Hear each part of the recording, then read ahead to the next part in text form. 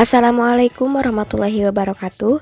Halo, perkenalkan saya Rika Nurhayati dari kelas 12 MIPA 3. Di kesempatan kali ini, saya akan menjelaskan sebuah materi mengenai dinamika persatuan dan kesatuan bangsa dalam konteks Negara Kesatuan Republik Indonesia. Dalam hakikat Negara Kesatuan Republik Indonesia, Roger H. Soratu berpendapat bahwa negara dipahami sebagai badan atau kewenangan yang mengatur dan mengendalikan persoalan-persoalan bersama atas nama masyarakat. Ciri-ciri negara kesatuan. Yang pertama yaitu kedaulatan negara mencakup ke dalam dan keluar yang ditangani pemerintah pusat. Artinya pemerintah pusat mengatur urusan dalam negeri dan luar negeri.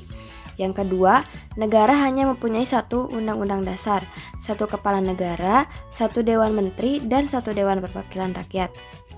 Kemudian yang ketiga, hanya ada satu kebijakan yang menyangkut persoalan politik, ekonomi, sosial, budaya, serta pertahanan dan keamanan. Karakteristik Negara Kesatuan Republik Indonesia tertuang pada Pasal 1 Ayat 1 Undang-Undang Dasar Negara Kesatuan Republik Indonesia tahun 1945 yang menyatakan negara kesatuan sebagai struktur negara yang kekuasaan dan wewenang legislatif tertingginya berada dalam suatu organisasi legislatif nasional dan kekuasaan negara dipusatkan pada pemerintah pusat. Tertuang juga pada Pasal 25A Undang-Undang Dasar Negara Republik Indonesia tahun 1945 yang menentukan bahwa Negara Kesatuan Republik Indonesia adalah sebuah negara kepulauan yang berciri Nusantara dengan wilayah yang batas-batas dan hak-haknya ditetapkan oleh undang-undang. Selanjutnya, persatuan dan kesatuan bangsa dari masa ke masa. Persatuan dan kesatuan bangsa pada saat sebelum proklamasi kemerdekaan, semangat persatuan dan kesatuan bangsa mulai bangkit saat terbentuknya Budi Utomo pada tahun 1908. Organisasi Budi Utomo berhasil menumbuhkan tekad dan semangat kebangsaan melalui pendidikan nasional, kemudian dilanjutkan dengan Ikrar Sumpah Pemuda. Selanjutnya yaitu pada masa Orde Lama yang terbagi menjadi beberapa bagian. Yang pertama yaitu masa revolusi kemerdekaan yang ditandai dengan pemberontakan Partai Komunis Indonesia di Madiun pada tahun 1948 dan Gerakan Darut Islami atau Tentara Islam Indonesia atau DITII di daerah Jawa Barat pada tahun 1949. Yang kedua, masa Republik Indonesia Serikat yang ditandai dengan adanya Gerakan Angkatan Perang Ratu Adil atau APRA pada tahun 1950.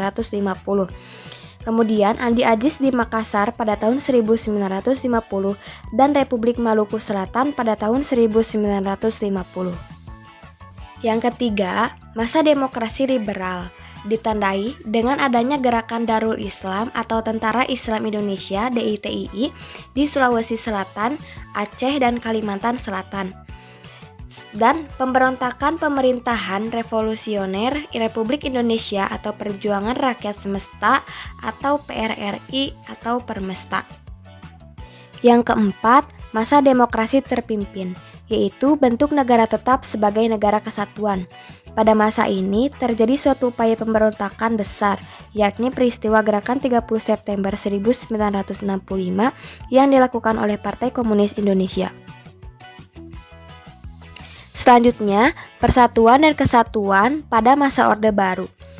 Pemerintahan Orde Baru mencanangkan sejumlah program nasionalisme, di antaranya wajib berbahasa Indonesia, wajib menghafal lagu-lagu nasional, wajib melaksanakan upacara bendera setiap hari Senin, dan program penataan P4 atau penghayatan Pancasila. Adapun beberapa penyimpangan yang mempengaruhi persatuan dan kesatuan bangsa yaitu maraknya praktik korupsi kolusi dan nepotisme atau KKN dan pelanggaran HAM. Kemudian pada masa reformasi dilakukan amandemen atau perubahan terhadap Undang-Undang Dasar Negara Republik Indonesia 1945 untuk menciptakan pemerintahan yang lebih baik lagi dengan tahap menjaga persatuan dan kesatuan bangsa. Dampak yang ditimbulkan pada masa reformasi ini yaitu menurunnya rasa persatuan dan kesatuan bangsa, sering terjadi perkelahian antar kelompok dan antar suku bangsa Indonesia, semakin banyak berdirinya organisasi kedaerahan, berkembangnya isu-isu yang berkaitan dengan SARA, dan maraknya tawuran antar warga atau pelajar. Mungkin itu saja yang dapat saya sampaikan. Mohon maaf apabila ada kesalahan. Wassalamualaikum warahmatullahi wabarakatuh.